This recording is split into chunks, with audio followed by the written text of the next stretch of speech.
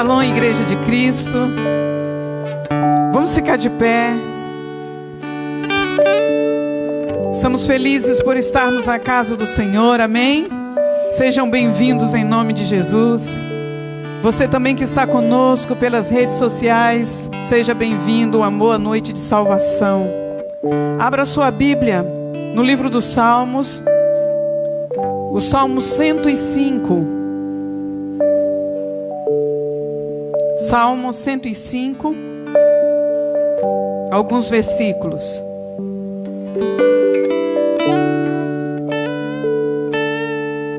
Amém? Diz assim a palavra do Senhor: rendei graças ao Senhor, invocai o seu nome, fazei conhecidos entre os povos os seus feitos. Cantai-lhe, cantai-lhe salmos, narrai todas as suas maravilhas. Gloriai-vos no seu santo nome. Alegre-se o coração dos que buscam o Senhor. Buscai o Senhor e o seu poder. Buscai perpetuamente a sua presença. Amém? Nós estamos nessa noite com este propósito: buscar a presença do Senhor. Então, assim como o salmista nos convida a render graça ao Senhor. Amém? Renda graça ao Senhor, faça conhecido os seus grandes feitos. Cante louvores a Ele. Feche os seus olhos onde você está. Comece a adorar o Senhor, engrandecer o nome dEle. Pai querido, te adoramos. Exaltamos a Tua santidade nessa noite. Rendemos-te graça, porque o Senhor tem nos dado a oportunidade de estar na Tua casa, juntamente com os santos do Senhor. E também, Senhor, pelas redes sociais com tantos outros. Te louvamos, ó Deus querido, pela Tua presença neste lugar. Oh, invade este lugar com a Tua glória, Espírito Santo. Enche cada coração com a Tua santa presença. Que cada um que está aqui, Senhor, esteja disposto a engrandecer o Teu nome, esteja disposto a Te exaltar.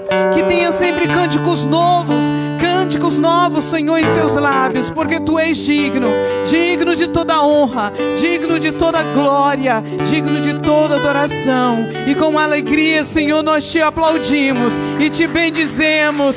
Santo é o Senhor e digno de toda glória. Aleluia! Aleluia! Cante a Ele.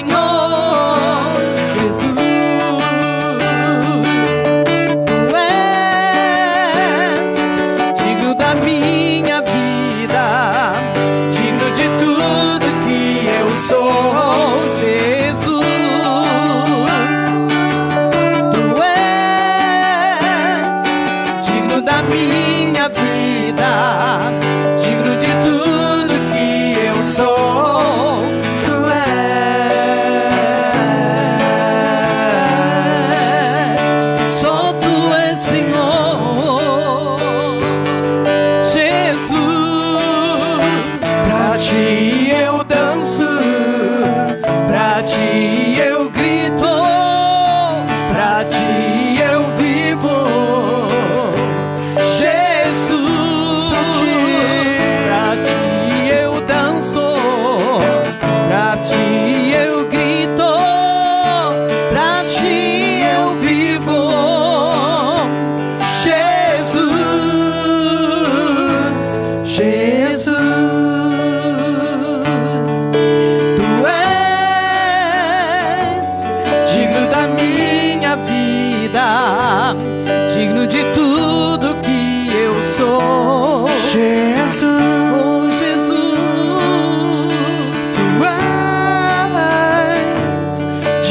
da minha vida, digno de tudo que eu sou.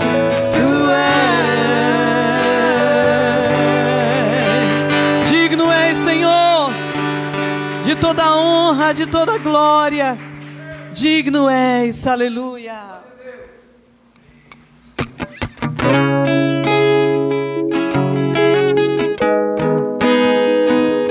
Glorifique ao Senhor, cante a Ele com alegria.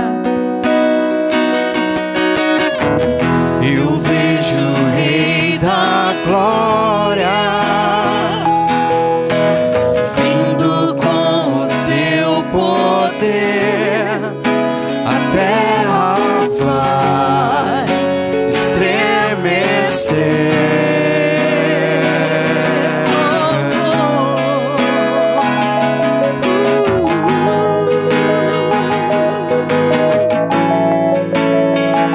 Bendito és tu, Jesus. Eu vejo sua graça,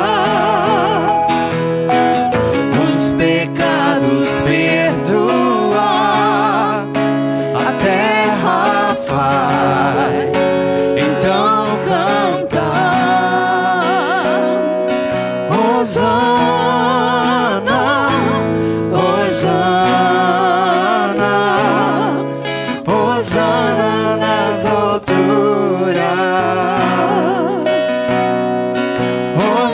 Hosana, Hosana, Hosana nas alturas.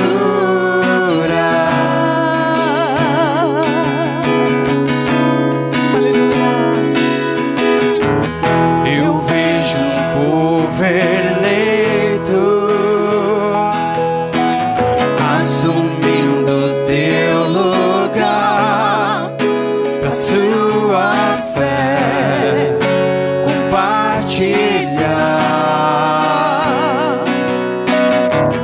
Eu vejo avivamento quando o teu povo orar e te buscar, e te buscar. Hosana, Hosana, Hosana nas alturas.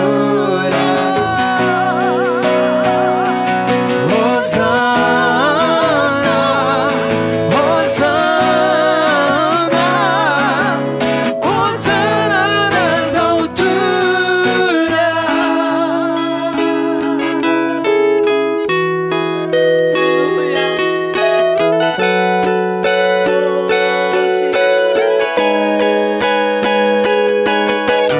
Limpa o meu coração,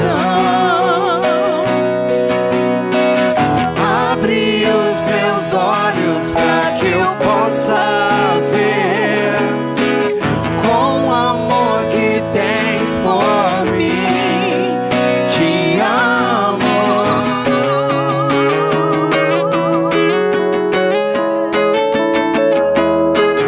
Quero ser igual a ti. Tudo que sou é pra o teu louvor, pois contigo vou viver pra sempre.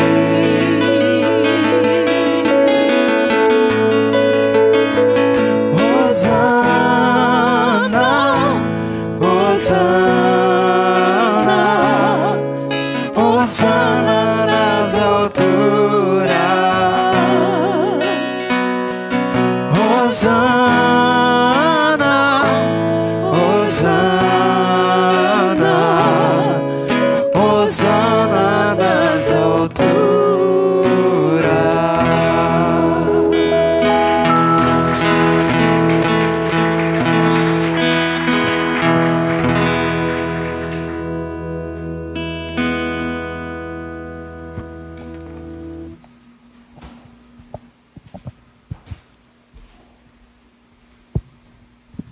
Amém, povo de Deus. Amém. Abra sua Bíblia no livro de Gênesis.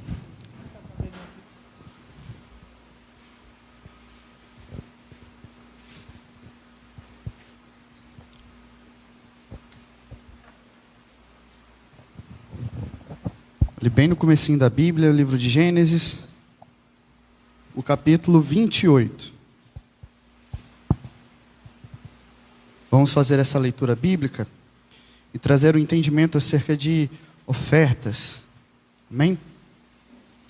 Gênesis 28, a partir do versículo 18.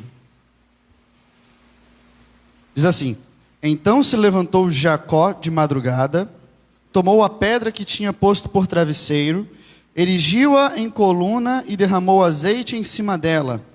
E chamou aquele lugar Betel, porque o nome daquela cidade antes era Luz. Fez também Jacó um voto, dizendo: Se Deus for comigo, e me guardar nessa viagem que ora faço, e me der pão para comer, e vestes para vestir, e eu em paz voltar à casa de meu pai, o Senhor será o meu Deus, e esta pedra que tenho posto como coluna será a casa de Deus, e de tudo o que me deres, certamente te darei o dízimo. Amém. Podeis assentar. Esse texto bíblico, ele é muito marcante, muito interessante, e tem como o personagem principal Jacó. Jacó, neto de Abraão, filho de Isaac. E quando nós olhamos para esse trecho, nós entendemos que Jacó não estava fazendo uma viagem a passeio. Jacó estava fugindo. Jacó estava vivendo um turbilhão de coisas na sua vida. E ele fugia naquele momento do seu irmão. Seu irmão que de alguma maneira, por coisas que Jacó também tinha cometido, queria matá-lo. E nós vemos aqui Jacó, um homem com erros, um homem fugindo do seu irmão para um lugar distante, mas alguém que ainda assim soube colocar-se diante da vontade de Deus. Alguém que soube ouvir Deus falar, e soube consertar os seus erros, e soube naquele momento buscar a direção de Deus. E nesse texto, quando nós olhamos ali no versículo 18, é a continuação do momento em que Jacó tem um sonho. E assim que ele acorda, o texto fala assim: E se levantou Jacó de madrugada. Ou seja, naquele mesmo momento Jacó se levantou, e Jacó teve com certeza de um ímpeto da vontade de Deus, alguma coisa muito forte mexeu dentro dele, e de madrugada mesmo ele se levanta e ele toma a seguinte atitude: tomou a pedra que tinha posto por travesseiro e erigiu-a em coluna e derramou azeite em cima dela.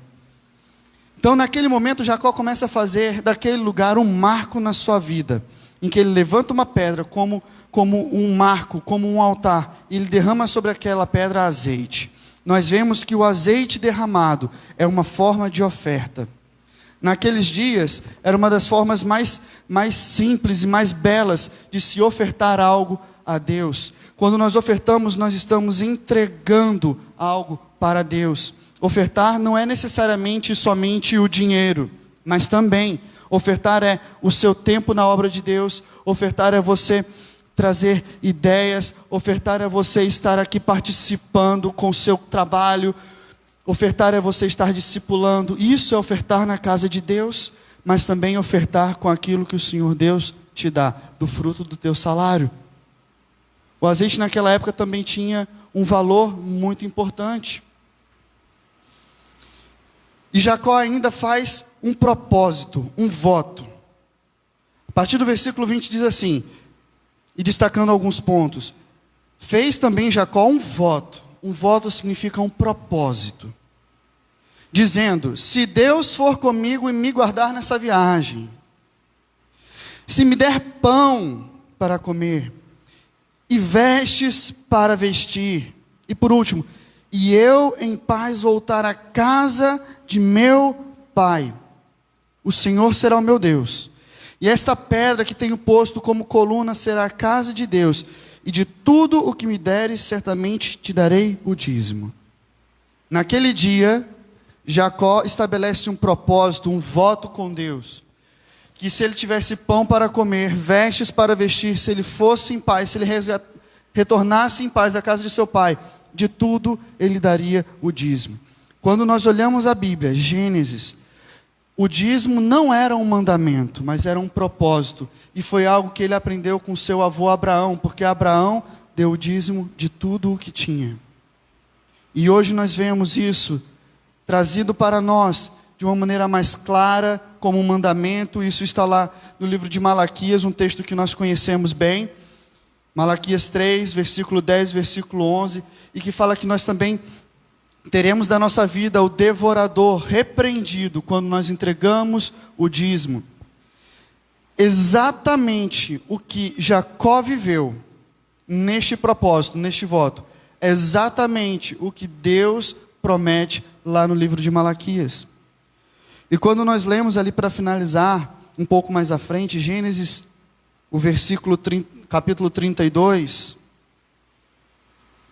os versículos 13 até o 15, nós vemos uma pequena amostra daquilo que Deus fez na vida de Jacó, do cumprimento da parte de Deus para com Jacó, porque vemos que Jacó firmou aquele propósito, e Deus nunca falha conosco. Quando Jacó tinha ido até o seu destino, e ele tinha tido vestes para vestir, comida para comer, e Deus tinha sido seu Deus, o último quesito, que é aquele, se eu retornar em paz para a casa de meu pai, é o que nós vemos aqui. No momento em que ele, para acalmar a ira do seu irmão, ele começa a dar presentes de parte daquilo que ele tinha. E diz assim, e passou ali aquela noite e separou do que tinha, ou seja, uma parte do que tinha, um presente para seu irmão. Algo pequeno, como 200 cabras e 20 bodes, 200 ovelhas e 20 carneiros, 30 camelas de leite com suas crias, 40 vacas e 10 touros, 20 jumentas, 10 jumentinhos. Nós vemos que Deus honrou a Jacó com o voto que ele fez. Nós aprendemos que Jacó ofertou ali o azeite derramado na presença de Deus. Hoje nós temos a oportunidade de ofertar aqui no altar, assim como Jacó fez, ofertar na casa de Deus. E também de trazer os nossos dízimos, naquele voto que repercute até hoje. E para nós um mandamento de trazer os dízimos à casa do tesouro, de trazer os dízimos à casa do Senhor. Eu te convido a ficar de pé. E te convido também a preparar o seu dízimo, preparar a sua oferta e trazê-lo aqui na casa do Senhor. Amém.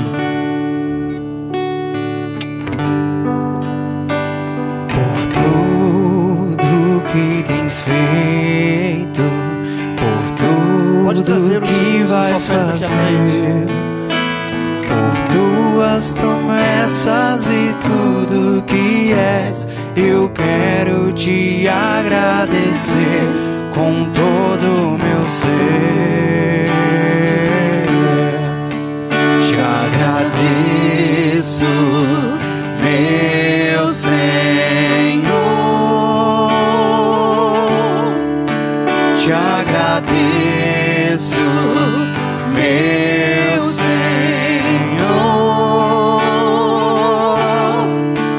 Te agradeço por me libertar e salvar, por ter morrido em meu lugar. Te agradeço, Jesus, te agradeço.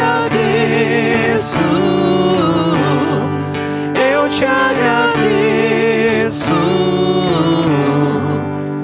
te agradeço.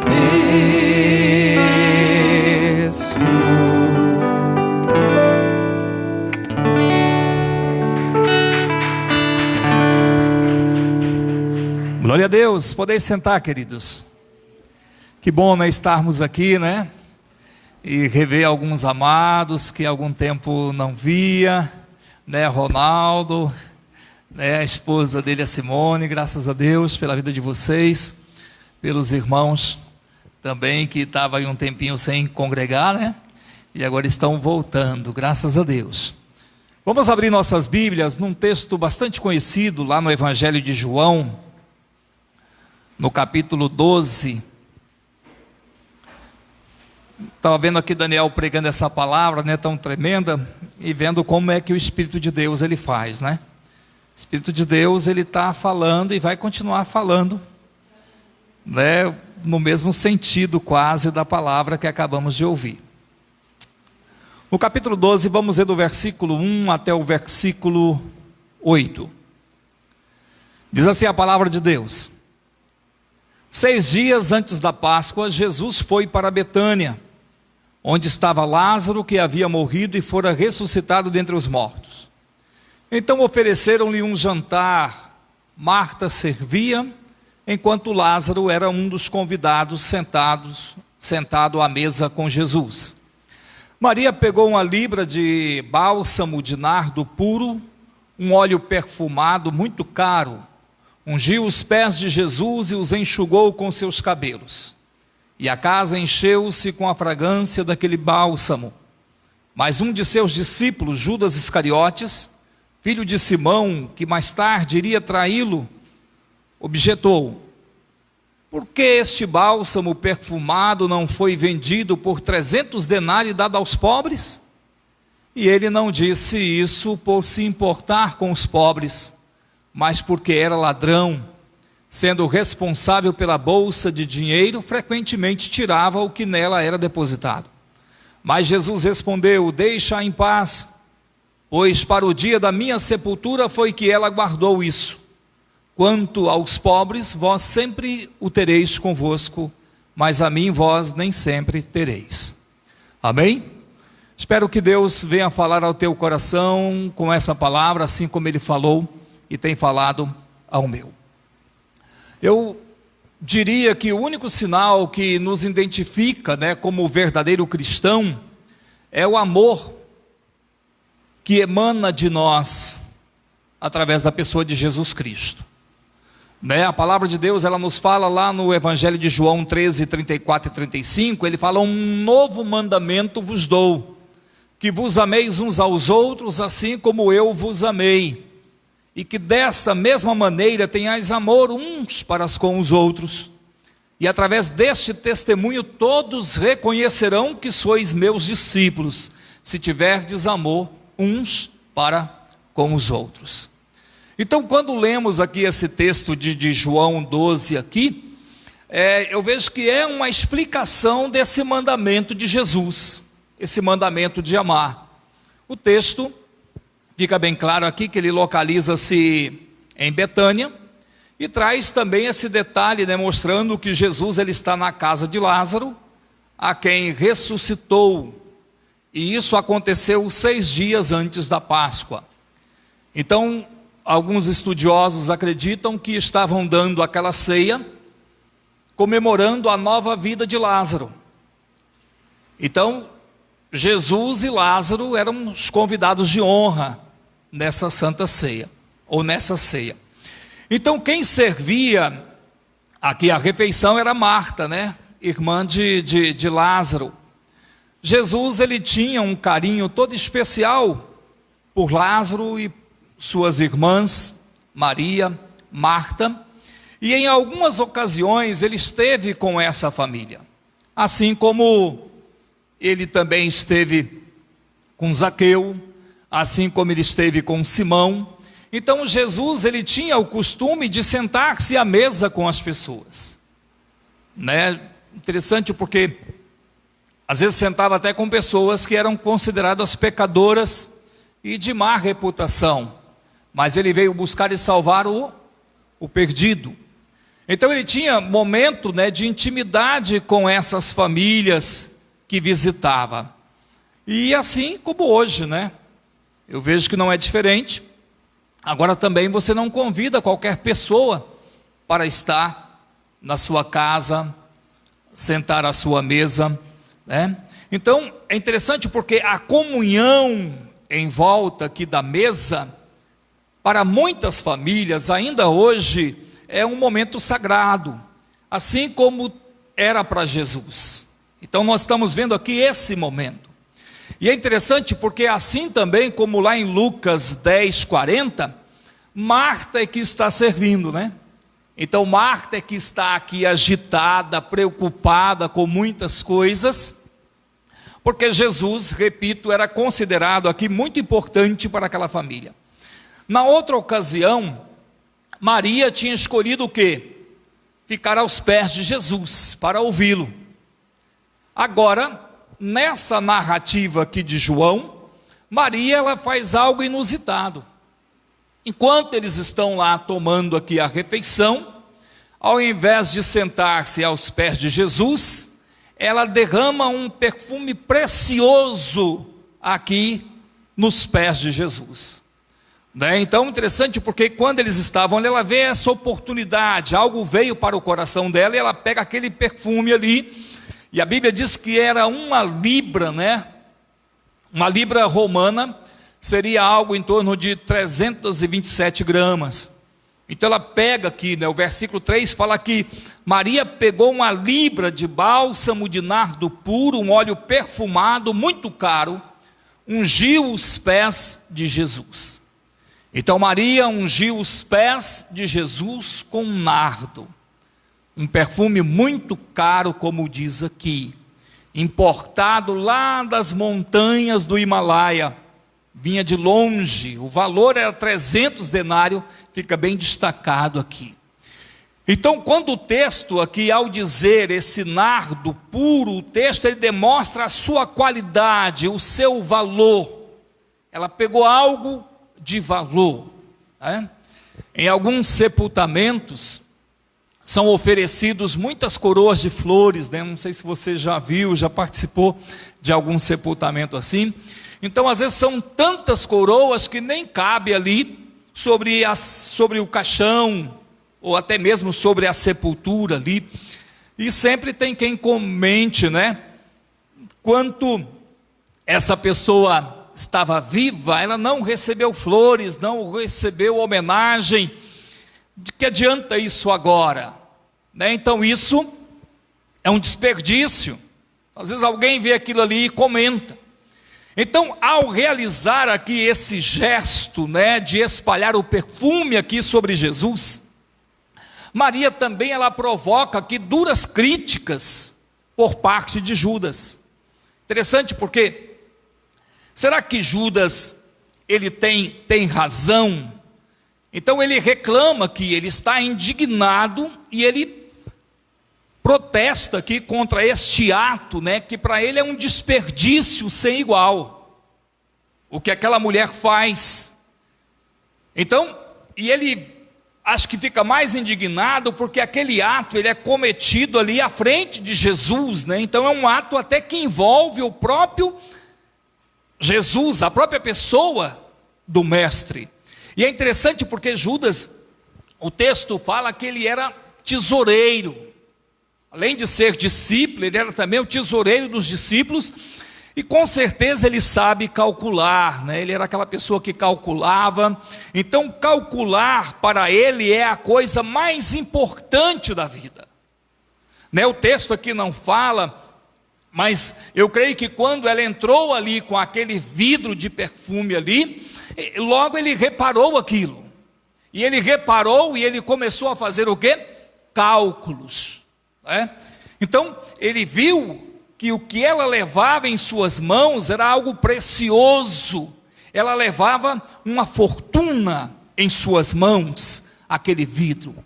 Então ele começa a fazer cálculo que se aquilo fosse vendido para uma família rica, para uma casa de rico, poderia render 300 denários, 300 moedas de prata. É o cálculo que ele começa a fazer, né? Então, era o trabalho, né, o que um trabalhador ganhava durante um ano. Então, ele começa a fazer aqui esses cálculos, né? É o trabalho de um ano inteiro. Ele começa aqui a calcular, e ele começa, isso daria para as despesas e muitas coisas outras, daria para a esmola. Então ele começa a imaginar tudo isso aqui. Então o que esta mulher fez, o que Maria estava fazendo, para ele era uma loucura. Então é isso que passa aqui na cabeça dele, né? Então quebrar aquele vidro de perfume caríssimo, derramar aquele bálsamo tão precioso ali, aquele perfume estrangeiro. Então ele começa a calcular. Então tudo isso sendo derramado ali aos pés de Jesus doía, e doía muito a um homem que sabia calcular, a um homem como Judas, né? A um homem materialista. Então é interessante porque depois de gastar aquela fortuna toda ali, segundo Judas, à toa, 300 denários, o texto fala que ela começa a enxugar os pés de Jesus com os seus cabelos, né? Então, o pé estava molhado com aquele perfume, e ela pega os seus cabelos e começa a enxugar com as próprias mãos os pés de Jesus ali. E é interessante porque para ele tudo isso passa do limite do bom senso. E o texto aqui mostra que Judas ele se revolta e ele não aguenta ficar calado, e ele então fala, né, o versículo 6, aí diz que ele fala, né, por que este bálsamo perfumado não foi vendido por 300 denários e dado aos pobres? Então, repito, ele considerou um desperdício o uso de um perfume tão caro, tão raro, e o seu argumento, ele até parece convincente. A venda desse perfume, segundo ele, possibilitaria a aquisição de muitas cestas básicas, contextualizando. Só que a aparente preocupação de amor ao próximo, que Judas quer demonstrar aqui, cai por terra. Cai por terra aqui, ao lermos o versículo 6, né? O versículo 6 que diz que ele não disse isso por se importar com os pobres, mas porque ele era o quê? Ladrão. Sendo o responsável pela bolsa do dinheiro aqui, frequentemente ele tirava o que nela era depositado. Então interessante porque Judas era ladrão, e o que ele queria mesmo era embolsar o dinheiro. A sua preocupação aqui, social, fingida. Ele estava fingindo, era pura hipocrisia o que ele estava aqui fazendo. Então, de início, a palavra aqui de desperdício, né, parece ser uma indignação correta, uma indignação ética, mas está demonstrando apenas a hipocrisia de quem quer ficar com tudo para si e não quer dar nada para o outro. Interessante esse propósito que Deus, né, nos dá, que é de semear. Daniel destacou bem que quando Jacó ele veio, ele começou a dar presente, né? Então assim, quando Deus nos abençoa é para sermos uma bênção.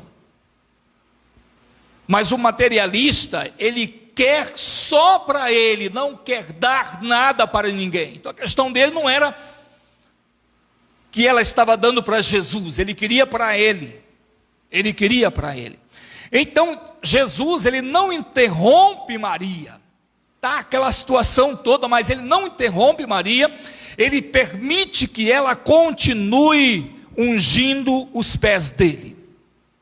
E no versículo 7, ele respondeu: deixa em paz, pois para o dia da minha sepultura foi que ela guardou isso. Então, ao pedir que deixasse-a em paz aqui, Jesus, ele valoriza o gesto de Maria. Ele valoriza essa atitude dela aqui, e ele também protege os sentimentos dela, né? Porque às vezes quando você está fazendo algo certo e alguém começa a criticar, você pode ser afetado por aquilo. Então Jesus, ele protege os sentimentos dela, e ele deixa muito claro que o que ela está fazendo é um ato simbólico. O que ela está fazendo tem um simbolismo muito grande. Então, é um apontar, segundo ele, para aquilo que está para acontecer. Essa atitude dela está apontando para a morte de Jesus Cristo na cruz. É interessante porque todo o foco da história está aqui no gesto de Maria ungindo os pés de Jesus. O significado que está por trás do gesto é aquilo que não é percebido aos olhos impuros de Judas. Tem pessoas que te julgam, mas ele te julga com um olhar impuro, ele te julga com a cabeça dele, com o coração dele. E se ele era ladrão, se ele queria tudo para ele, se ele queria tomar, então ele julga com essa mentalidade, né? Então, aos olhos dele, aquilo é puro desperdício. Mas ao ungir Jesus, Maria aponta para o grande acontecimento da Páscoa. Ela aponta, né, que Jesus será crucificado. Ela não aponta apenas para a fatídica sexta-feira da paixão, mas ela aponta também para a ressurreição, para o grande agir de Deus no domingo de manhã, trazendo Jesus à vida, amanhã da ressurreição, quando a morte ela é vencida. Então é tão interessante porque ao derramar sobre os pés de Jesus um perfume tão caro, ela demonstra primeiro o seu profundo amor. A Bíblia diz que Deus ama quem dá com alegria, com amor, com o coração. Então ela demonstra que o seu amor, dando um perfume tão caro, né, tão caro. É interessante o amor que ela tem pelo seu Salvador. O amor tremendo que ela demonstra, né? Um amor que esbanja. Um amor que não indaga pela utilidade. Judas estava tão preocupado com a utilidade, né? Mas ela aqui não pergunta. Então esse amor, ele se assenta aos pés de Jesus, para contemplá-lo, né? Para ouvi-lo, para servi-lo, para amá-lo. Então essa entrega, né? O amor, ele não quer ficar devendo. Então ela ama tanto que ela não quer ficar devendo, ela vai lá e pega. Então ela não deve nenhum gesto de carinho, ela pega o melhor que ela tem. Então Judas, ao contrário, aquele que critica aqui, ele exerce, né, no texto aqui, a voz do desamor. Não é que ele estava preocupado com o pobre, mas é a voz do desamor. Então ele só vê o desperdício, né? Ele fica devendo amor a Jesus, amor também ao pobre, porque não está pensando no pobre. Então ele é moralista, ele é legalista, mas ele está apegado à cobiça e à ganância, ele é materialista. Então há uma grande diferença aqui, né? Então ela oferta o que tem de melhor para o seu Senhor. Essa é a oferta. Igual atitude nós encontramos lá nos magos, né, do Oriente. Mateus, no capítulo 2:11, diz que eles ofertam para Jesus. O que eles ofertam? Diz ouro, incenso e mirra. Ofertam o melhor. Então, e tudo isso aqui tem uma simbologia muito forte. E é o que Judas não consegue entender. É o que às vezes o seu amigo, o seu vizinho, aquele que não é cristão, não consegue entender a sua atitude, a sua dedicação, a sua entrega, a sua oferta, o seu dízimo. Não consegue entender. É interessante, o que Maria oferece, por mais valioso que seja, né, porque ele ficou fazendo o cálculo aqui, não chega nem perto daquilo que Jesus, o nosso Salvador, estava prestes a oferecer. Então ele não ofereceu bálsamo, ele não ofereceu perfume, ele não ofereceu dinheiro, ele ofereceu a própria vida. É interessante porque ofereceu o seu precioso sangue para nos salvar. Isso sim é algo que não tem como calcular. Então Maria, ela unge Jesus, movida por essa profunda fé, por esse amor, por essa gratidão. Então, para ela, muito mais do que falar do Evangelho, é viver o Evangelho. Ela estava vivendo a sua fé, ela estava vivendo o seu sentimento, ela estava externando aqui o seu sentimento, ela coloca o Evangelho em prática. Há um poema que diz o seguinte: eu prefiro ver um sermão a ter que ouvi-lo. Eu prefiro alguém que vai comigo a ter alguém que me indica o caminho. Eu prefiro alguém que vai comigo. Então Maria, ela estava indo com Jesus, dando o seu melhor para Jesus, né? Alguém disse que o melhor de todos os pregadores é aquele que vivencia o que crê. Então ela cria em Jesus, acreditava que ele era uma pessoa maravilhosa, muito especial, e ela não quis simplesmente oferecer uma ceia para ele. Com certeza ela preparou o que tinha de melhor, mas ela achou que era pouco. Então a história de Betânia, a ação de Maria, que em todos os teus traços aqui mostra que é o amor que Jesus quer. Jesus, ele não quer o que está nas suas mãos, ele quer o que está no seu coração, é o amor que ele quer, e ele quer que esse mesmo amor que esteve lá em Maria, seja uma realidade na sua igreja, seja uma realidade em cada um de nós. Então é isso que ele quer. O mandamento do amor, queridos, ele não pode ser cumprido como qualquer lei, porque a lei às vezes não envolve o coração, não envolve o sentimento. A lei, ela te obriga. Às vezes você chega numa sinaleira, o sinal fica vermelho e você mete o pé no freio porque você é obrigado, mas não é porque você quer, não é porque você tem prazer.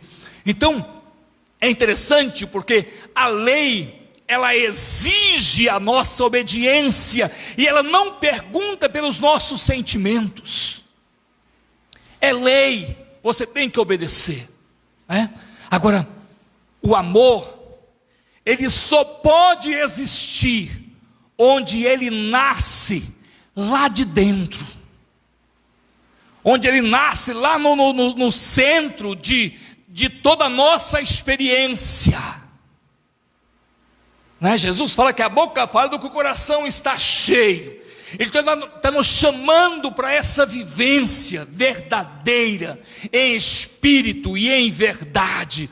Então é interessante porque quando nós falamos, né, de mandamento, de lei, é diferente. Deus, ele quer o nosso coração, né? O grande mandamento que nós encontramos, né, lá no Antigo Testamento também, e que Jesus, ele traz também como realidade para o Novo Testamento, é: amarás o Senhor teu Deus de que maneira? De todo o teu coração, né? De toda a tua alma, e com toda a sua força, ou com toda a sua inteligência. Então é isso aqui, queridos. Não devemos confundir, como Judas confundiu lá, um ato de caridade, né? Esmola ou auxílio com amor. Uma pessoa que não tem amor, qualquer pessoa, eu diria, pode realizar uma caridade, uma esmola, um auxílio, mas sem o coração dela participar daquilo. Às vezes fazem até para aparecer, mas não tem o coração. Agora, o mandamento de Jesus, ele não nos ordena, em primeiro lugar, que nós façamos alguma coisa. Deus, ele não quer o que está aqui, ele quer o que está aqui. Se for para você fazer algo sem o seu coração, não faça. Deus não tem prazer nisso. Então, amor não é o que nós fazemos, mas amor é o que somos. De nada nos vale reconhecermos, ou ouvirmos esse mandamento aqui de Jesus, se não estamos prontos a ser aqueles a quem Jesus se dirige. A ser o que? Seus discípulos. Discípulos, amados, é os que o seguem, que nele reconhecem o seu mestre. Então o tempo todo Maria, ela está aos pés de Jesus, reconhecendo Jesus, sendo discípula de Jesus. Então, quem ouve a sua palavra, e não simplesmente ouve, mas deixam-se inspirar por ela, ser guiado por ela. Então, sendo assim, o seu propósito, eu diria, se cumpre na minha vida, na sua vida, se cumpre no meu modo de pensar, se cumpre, porque a palavra, ela se torna viva dentro de mim, e eu passo a ser discípulo de Jesus, que não quero mais servir a mim mesmo. Por isso que Jesus fala que o discípulo deve negar a si mesmo. Eu não quero servir a mim mesmo, eu não preocupo mais com o meu próprio interesse. Judas estava preocupado com o seu interesse. Maria não busca mais o seu próprio interesse. Então é interessante, ela ouviu, ela leva consigo a palavra de Jesus, ela esteve aos pés de Jesus, ela sabia o que diz a palavra em Mateus 23:8: um só é vosso mestre, vós porém sois todos irmãos, mas um só é o vosso mestre, é Jesus, é a palavra. Então ser discípulo de Jesus significa a estar pronto a desistir de seus próprios planos, pensamentos, e deixar-se preencher pela palavra, deixar-se preencher pelos pensamentos do mestre. Então Maria não estava preocupada se ela ia usar aquele perfume no dia do casamento, se ela ia usar aquele perfume em qualquer outra data. Nesse momento ela não pensa em si, ela pensa no seu mestre, e os seus pensamentos são os pensamentos do mestre, e ela consegue antever um fato.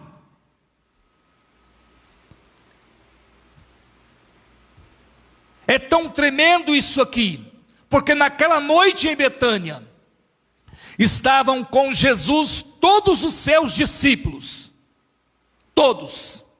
No entanto, havia aqui um único discípulo, uma única discípula, e essa era Maria. Única no sentido de não pensar em si mesma, mas conseguir ter os pensamentos do mestre, discernir aquele momento, ter uma visão profética. Ela teve uma revelação do momento. É tão tremendo aqui porque os outros, eles estavam fisicamente com Jesus, mas não estavam no mesmo espírito, no mesmo pensamento, não estavam. Tinham os seus próprios pensamentos. Judas logo abre a boca e deixa sair o que estava na mente dele, quais eram os seus pensamentos. Então, eles davam importância ainda aos seus próprios planos, mas Jesus estava caminhando para a cruz. É interessante. Então, por isso, eu diria que eles estavam longe do mestre, mesmo estando perto fisicamente, eles estavam longe de seu mestre. E assim como lá no Getsemane, quando eles não puderam vigiar nem sequer por 1 hora com Jesus, porque eles estavam juntos fisicamente, mas longe do propósito, do momento, da situação. Eu vejo que aqui também eles estavam longe, era momento de preparação, e eles deixaram Jesus sozinho, não compreenderam o momento. Essa compreensão, porém, está aqui com Maria, e ela não pergunta pelos seus pensamentos, né? Ah, você pode fazer isso, pode fazer, não. Ela também não se preocupa pelos pensamentos dos outros. Judas chegou a externar aqui, mas não. Ela simplesmente fez o que estava no seu coração, o que o seu coração lhe mandava. Ela foi com certeza guiada pelo Espírito Santo. E ela então fez, né? E por isso ela demonstra que ela tem compreensão, ela tem o discernimento espiritual. Por isso ela é a única que parece saber de coisas que os demais não sabem. É tão tremendo isso aqui, porque ela desde sempre escolheu os pés de Jesus, escolheu ouvir a palavra de Jesus, escolheu a melhor parte. E Jesus fala lá em Lucas 10:42 que Maria escolheu a boa parte, a qual não lhe será tirada. Por isso agora ela compreende o momento, por isso agora ela é ativa, ela não é passiva, ela tem os mesmos pensamentos, ela sabe o que vai acontecer. Então ela aparece aqui sem pretensão, de uma forma simples, né? Mas ela faz uma coisa extraordinária, modesta, querendo só servir. Todo mundo está lá e ela quer servir, nada mais. Silenciosa, mas praticando a sua ação. Silenciosa, ela ouve a repreensão dos outros. E silenciosa, ela ouve o louvor também do mestre. É tão tremenda essa história porque ela está simplesmente agindo. Poder-se-ia dizer que ela desaparece no seu silêncio, né? Não tem palavras aqui, ela não espera nada em troca, nada quer, simplesmente servir. Mas justamente nessa atitude, nessa singeleza da sua ação, é que nós encontramos todo o sentido aqui. O que ela faz e como faz, diz mais do que palavras. Não precisa palavras, né? Mas mostra o que ela é. Ela é uma discípula, ela é serva do Senhor, é discípula de Jesus que ouviu as suas palavras e que o compreendeu naquele momento tão difícil e que quer amá-lo, amar de todo o coração, servir, mostrar-lhe a sua gratidão.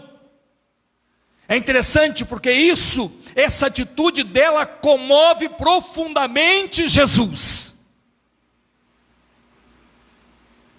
E ele fica jubiloso de gratidão também, para com essa ação de Maria. E ele então a defende, porque aquilo tem muita importância para ele, né? Então para ela estava fazendo de coração, e ele recebe aquilo, né? E eu oro, queridos, para que essa mesma atitude de Maria, também aqui, seja em cada um de nós, discípulos de Jesus, né? Servir ao Senhor de todo o coração, servir ao Senhor com alegria, né? Precisamos aprender dele, né? E considerar também a ação, não somente pela sua utilidade. Jesus, ele destaca uma oferta de uma viúva que não dava para comprar nada, mas ele destaca. Então nós não podemos ficar julgando só pela utilidade da coisa, né? Em geral, somos tão materialistas que, assim como Judas naquela noite ali, quando não compreendemos a utilidade da ação, queremos até julgar. Mas para que isso? Né? Então logo julgamos, né? Logo até condenamos, porque na verdade ele estava condenando aquela mulher. Utilidade. Então, se for buscar utilidade aqui, queridos, aquela ação de Maria não tinha nenhuma. É por isso que Judas até tinha razão dentro dessa mentalidade materialista, né? Então foi um desperdício, foi dinheiro jogado fora. E nisso até ele tinha razão, mas Jesus, ele não perguntou pela utilidade. Jesus, ele pergunta pelo motivo das nossas ações. Qual o motivo? O que te motivou a isso? Então ele vê como único motivo da ação de Maria aqui, o seu profundo amor. É isso que importa para Jesus. Não é se o perfume custava 300 denários, não é se ele veio importado do Himalaia, não, nada disso. Então é porque ele viu o coração de Maria, ele viu o amor dela, ele viu a sua gratidão, e ele sabe que tudo aquilo tem origem na sua fé. A Bíblia diz que sem fé é impossível agradar a Deus. Então ele vê um coração humano que quer estar perto. Ela quer estar perto, ela quer estar aos pés, ela quer fazer o melhor. Então, ele mostra, né? Isso agora. Porque Jesus ali, queridos, ele estava caminhando para a cruz, e ele ia com certeza entrar no momento, que foi um momento de maior solidão para Jesus. Então aquilo teve muita importância para ele, porque ele sabia que a hora se aproximava. Então nós ouvimos o mandamento de Jesus, né? E vemos aqui nessa história que eu acabei de contar, a realidade desse mandamento. É quando ela o ama de todo o coração. Então deixemos nós também nos levar, né, para esta realidade. Senhor, eu quero viver esta realidade. Tudo que eu fizer, seja cantar, seja tocar, quando eu trago o meu dízimo, quando eu trago aqui a minha oferta, se for para limpar esse chão, Pai, mas que seja assim de coração, que seja o melhor, né? Se for para você fazer, obrigado, querido. Se for para você fazer, fazendo cálculos, mas e se eu fizer isso, vai faltar aquilo, Deus não tem prazer nisso, né? Então é interessante porque o Senhor aqui, né, ele dá valor a essa atitude. Então, sejamos seus discípulos de Jesus, né? E não fique assim, mais naquela, eu vou fazer isso, mas quanto é que eu vou ganhar com isso? O que eu ganho com isso? Deus não tem prazer. Então Jesus, ele simplesmente ou somente olha para a motivação das nossas ações. Então Maria tem a ação aqui motivada pelo amor. Amém? Glória a Deus. Eu gostaria que você ficasse de pé nesse momento.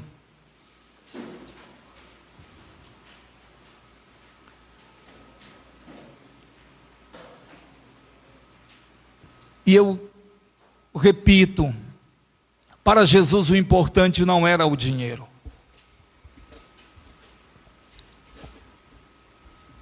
Eu diria até que para Jesus podia ser dado o dinheiro aos pobres, o dinheiro de Maria, né? O que Judas aqui não percebe é que para Jesus essa ação de Maria, o amor de Maria, vale muito mais do que todo o dinheiro do mundo.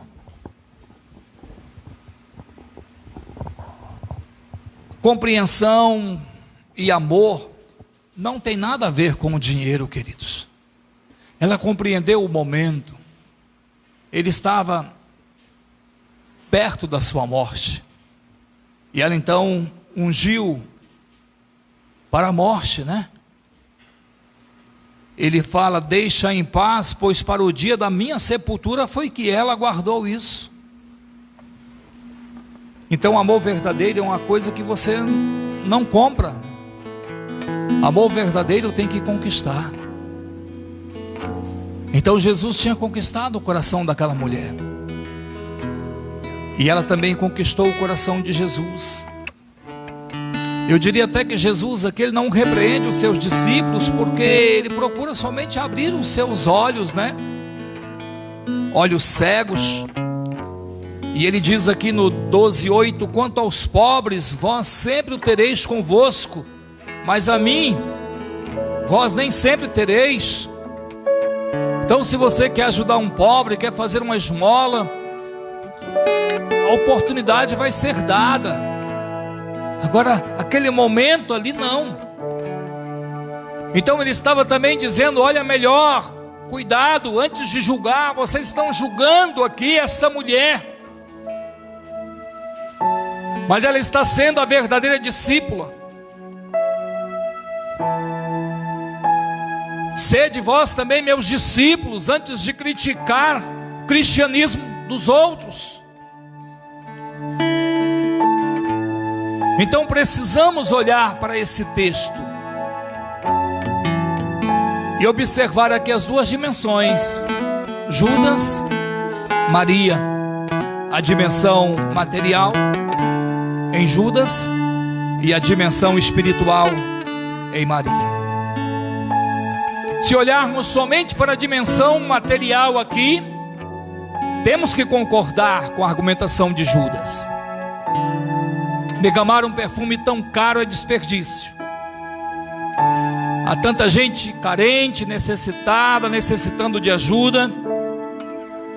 Porém, quando nós entendemos aqui o texto sendo lido aqui no sentido espiritual, na dimensão espiritual, Maria, ela manifestou o verdadeiro amor do discípulo quando compreendeu aquele momento e a sua dimensão espiritual. Compreendeu o quanto Jesus lhe era importante. O maior tesouro da sua vida era Jesus. E ela colocou ali também o quanto ela era capaz de sacrificar-se por ele. E aquele nardo ali de 300 denários simboliza tudo isso. Era o que de melhor ela tinha, e ela pegou e entregou. Colocou tudo aos pés de Jesus. E eu me pergunto, será que nós temos essa firmeza de fé? Esse profundo amor por Cristo? Essa gratidão, né, que compreende tudo o que Ele fez por nós naquela cruz? Será que somos também capazes de oferecer o melhor de nós? Tempo, dinheiro, dons para a sua obra?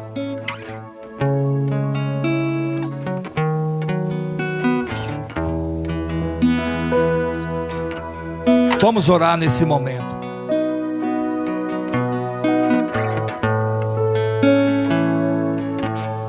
como discípulos e discípulas de Jesus, precisamos servir a Ele, não a nós mesmos. Não viver procurando os nossos próprios interesses, não. Mas deixar-se preencher pelo amor de Cristo. Sermos conduzidos por este amor, proclamando vida, oferecendo o que temos de melhor. Pai, em nome de Jesus nós oramos. Através desse texto, em Tua presença, aos Teus pés, é que aprendemos a amar de fato, assim como Maria amou. Em Tua presença, Senhor, é que aprendemos o que é a comunhão dos santos, não somente na alegria, mas também na tristeza. Ela entendeu o momento difícil que o Senhor estava para passar. Então, louvado seja o Senhor pelo Teu amor, por tudo que o Senhor fez em nosso benefício. Foi o Senhor que deu o melhor, e nós queremos, meu Pai, responder assim como Maria respondeu ao Senhor, com o nosso amor, com o que temos de melhor. Então ajuda-nos, Senhor, para que no nosso dia a dia possamos servir ao Senhor, oferecer-lhe o que temos de melhor, sermos fiéis discípulos do Senhor, meu Pai. É o que oramos, Pai, e te pedimos em nome de Jesus. Em nome de Jesus. Cante a Ele, adore a Ele. Meu coração e tudo que há em mim, entrego meu Cante para Ele. Por amor a Ti, meu Rei, meus sonhos rendo a Ti, e meus direitos dou. Orgulho vou trocar pela vida do Senhor.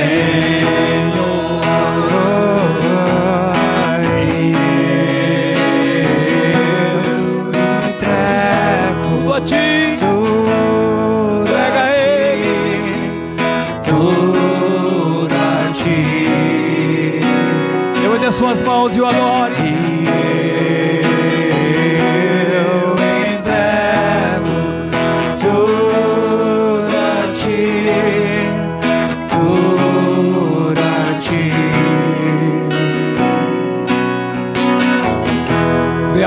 Canta esta canção, te entrego a Ti, Jesus, e o que o mundo dá, eu deixo aos pés da cruz, por conhecer a Ti, ao Teu nome dar louvor, sentir Tua alegria, partilhando a Tua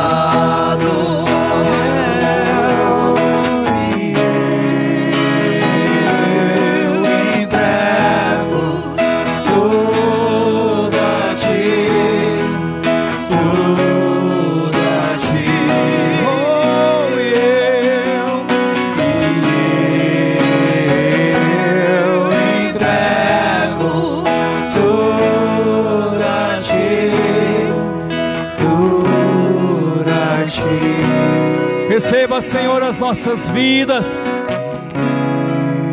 receba o nosso coração, Senhor. Sabemos que para o Senhor mais importa um coração sem palavras do que palavras sem coração. Maria não teve palavras, mas teve ação, atitude.